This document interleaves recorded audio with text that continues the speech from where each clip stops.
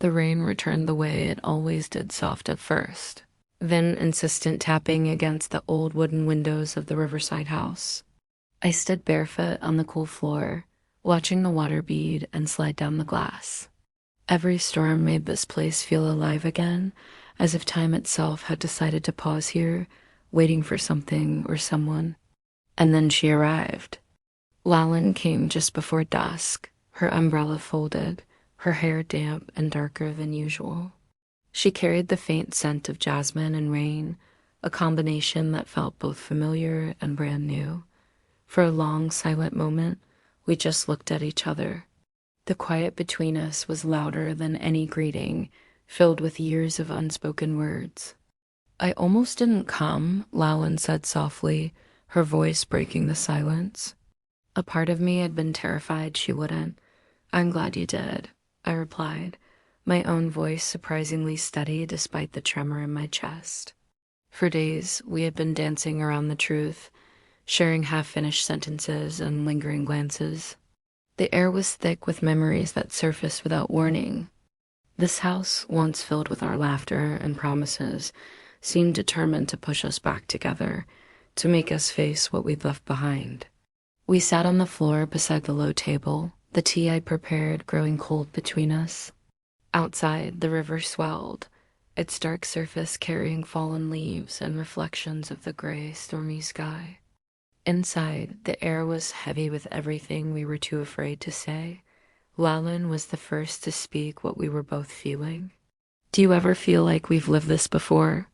she asked, her fingers tracing the delicate rim of her teacup. "Like this isn't the first time we're here together?" My heart ached with the truth of her words. I met her eyes, and the dam I built around my feelings finally broke. "Every time I look at you," the words slipped out before I could stop them, raw and honest. I saw Lalin inhale sharply, as if my confession was a physical blow she had to brace for. In that moment, memories flickered between us, not just from the past few days, but from a lifetime ago. Shared laughter under sunlit trees, whispered vows beside this very river, a love that was cut short by fear and circumstance. None of it was clear, like a dream you can't quite hold on to, yet all of it felt undeniably real. Lalin stood and walked towards the window, her silhouette framed by the rain-streaked glass. "I was taught that love has an expiration date," she said, her voice distant. "That it fades, or ends when life becomes complicated." I joined her by the window, standing so close that our shoulders almost touched, sharing the same small space, breathing the same rain-scented air. "Some love doesn't know how to end," I whispered. A low roll of thunder echoed in the distance, as if the sky itself was responding to us. Lalin turned, her eyes searching my face, looking for permission, or maybe forgiveness for what we were both thinking. "What if we're wrong?" she whispered, her voice fragile. "What if this is just loneliness pretending to be destiny?"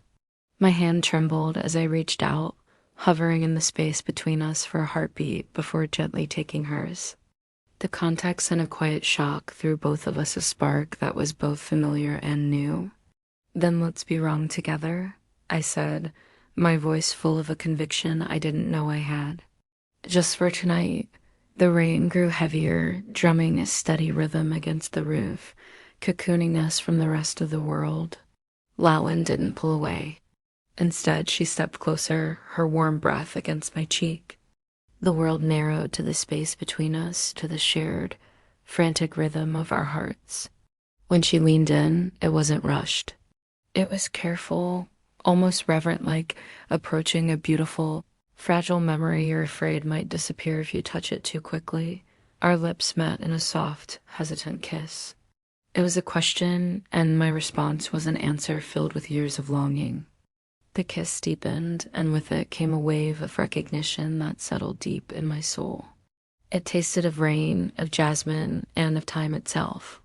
My hand slid to her waist, grounding us both in this moment, making it real. Lalin sighed against my mouth, her fingers curling into my shirt as if holding on to something precious she was afraid to lose again.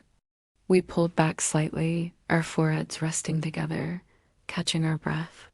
I remember you, Lalin whispered, and I saw tears gathering in her eyes. Not just now, before.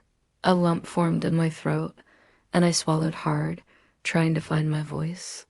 So do I. Another kiss followed, this one gentler, filled with the promise of a new beginning rather than the urgency of a long overdue ending. This wasn't just about desire. It was about reclaiming something time had tried to steal from us. Eventually, we sat back down on the floor, our hands still intertwined, a silent promise passing between us. The storm began to fade, leaving the river calm and glowing under the emerging moonlight. The world outside was quiet again. This doesn't end tonight, does it? Lalin asked, her voice barely a whisper. I looked at her, at the woman I had loved across time, and a smile spread across my face, a mix of profound relief and unwavering determination. No, I said. This is just the middle of our story. As the old house settled into a peaceful silence around us, we both knew one truth with absolute certainty. Some love doesn't fade with time. It waits, and when it returns, it does so with a strength that feels eternal. Thanks for watching our story unfold. If you're as invested in Anya and Lalin as we are, make sure to subscribe and turn on notifications so you don't miss the next part. We can't wait to share what happens next. See you soon.